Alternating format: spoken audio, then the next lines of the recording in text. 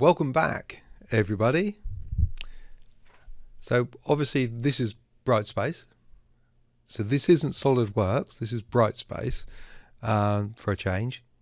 And as you can see, you've got some information here all about this assignment. There's your basic specification. You've probably already seen that. There's that gear technical guide. Have a look at that. There's some limits and fits that are recommended. We'll go on to that later. We don't need to look at that right now. There's that BS 4235 document. I've tucked it in with the SKF stuff, but that's the keyways. Let's carry on down. Bearing mounting handbook from Schaeffler.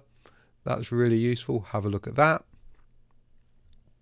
Bearings for shafts. This is what I wanted you to look at.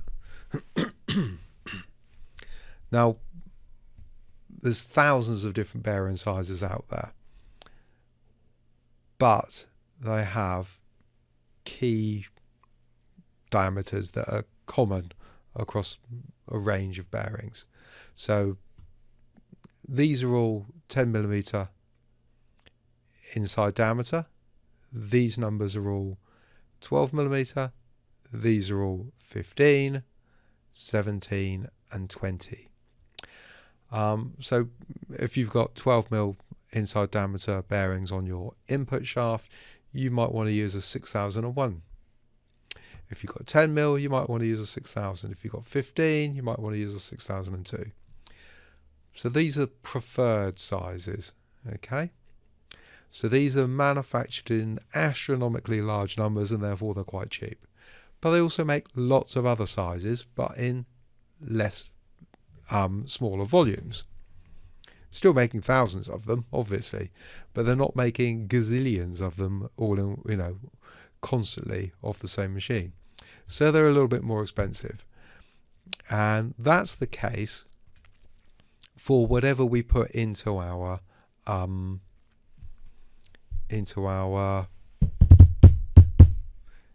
bearing housing that I've provided to you for the overhung bearing.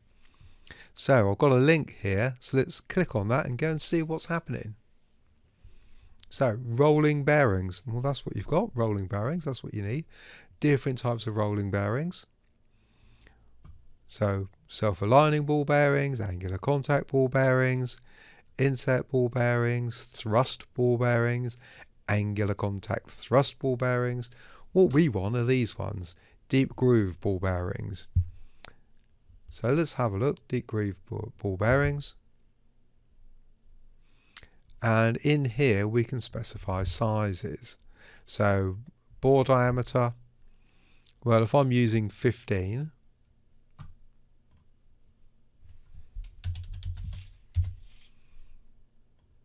I'll set both of those bits to 15 and then we'll go apply. Now we're only looking at bearings with a 15mm diameter bore. And look, there's still loads of them. There's 3 pages of them. Okay, so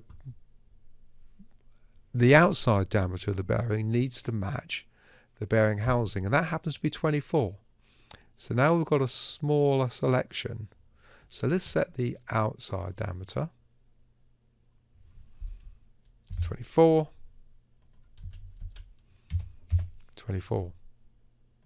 Apply. And the bearing I get is a 61802. If it's got an R, single R like that, W 61802R, that means it's got a flange. If it's just 61802 or W61802 2RS, something like that, it's not got a flange. So let's have a look at these are the different 15 by 24s. So see this B, that's the width of the bearing. That's the diameter of the outside, that's the inside diameter, that's the width.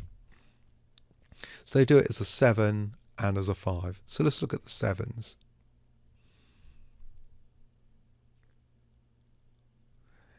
So there's a 63802 2R So that's an R and then 2Z. So this, as you can see, has a flange on it like this. And that flange can sit in that recess in the bearing housing. So this goes at the back. So here's all the dimensions that you need for it. Okay, and you can also download the CAD model for it. I'm not going to do that straight away. Here's some information about bearing interfaces and tolerances and resultant fits, and that's all useful. And we can look at that next week maybe. So let's go back to, okay, I've got to redo the search again. So 15, 20, 15 by 15, there we go. And 24, 24, apply. Now if you specifically want to look at a flanged outer ring, you can just click on there and it will just select only the flanged bearings like so.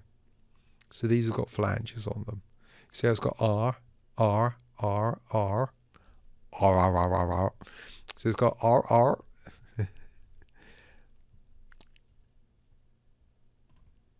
Let's take that off. If we just went and took that off, you can see the ones that haven't got the R,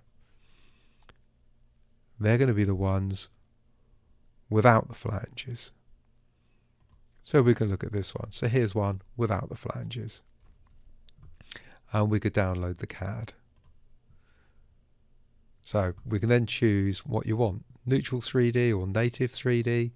Let's see if they've got a SolidWorks on here. They never had one before, but they might have one. SolidWorks greater than year 2006, so that might work. We can try it.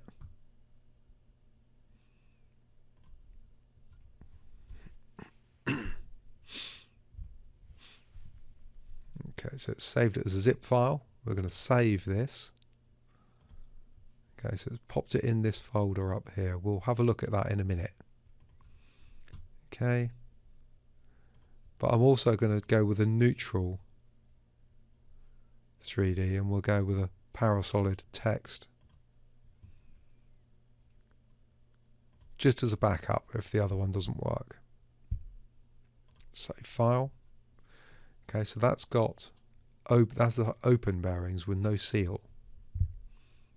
Okay, so let's go back and I bet it resets it all again. Yeah, reset it all again. So let's go back to 15.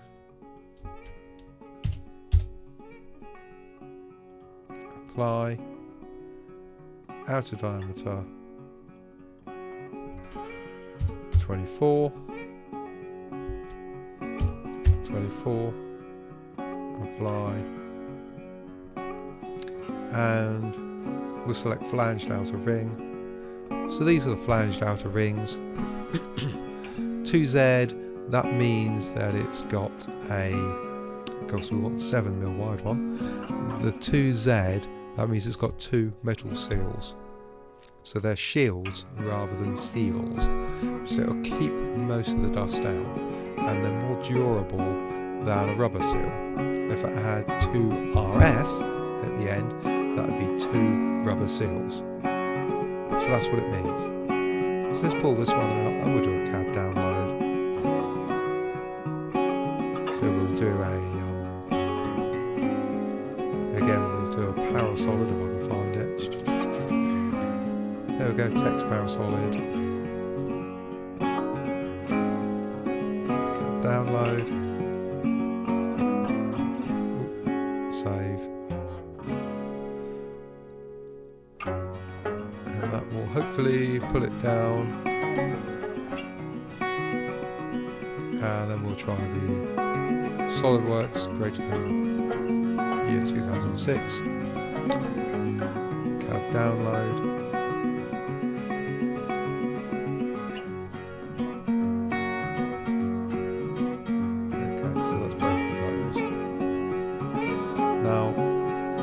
as well, while I'm here, download the other bearings that I'm going to need. So we'll go back.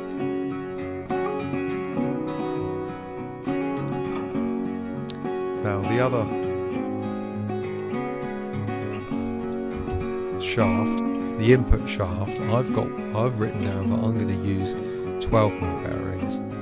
So set the bore diameter to 12. I'll click apply, and I'm going to leave my outside diameter open at the moment, but I'm going to want seals on this.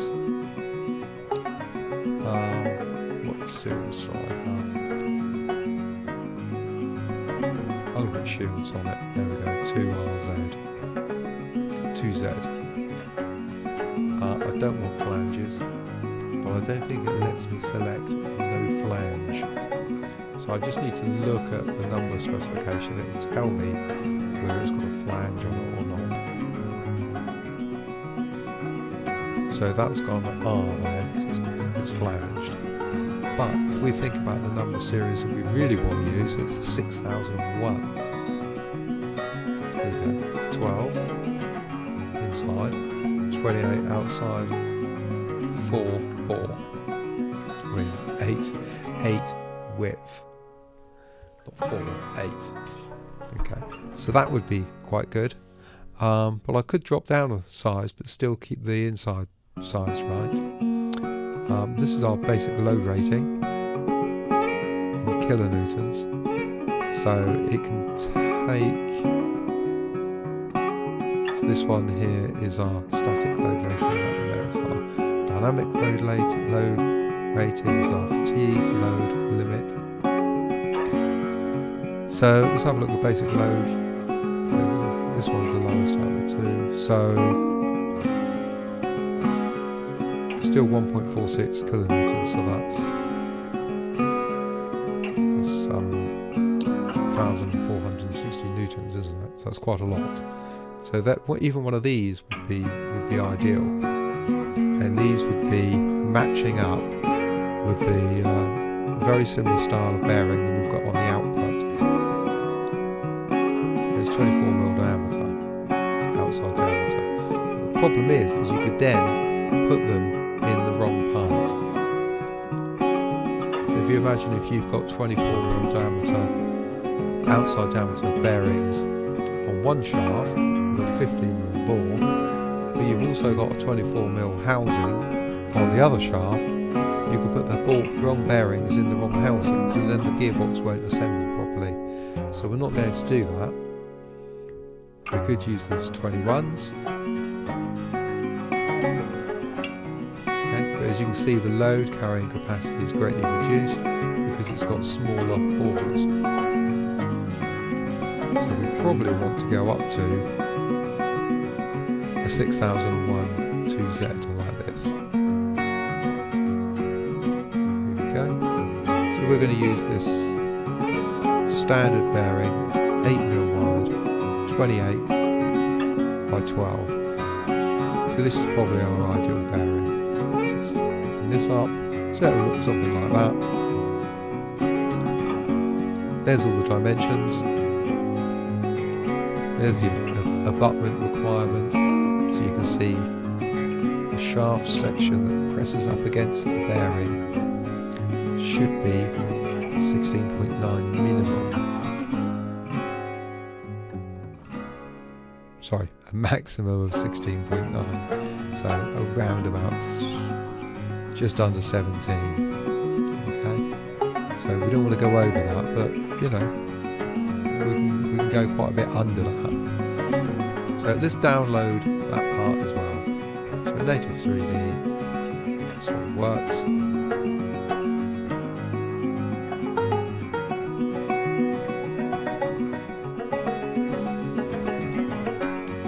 And the neutral.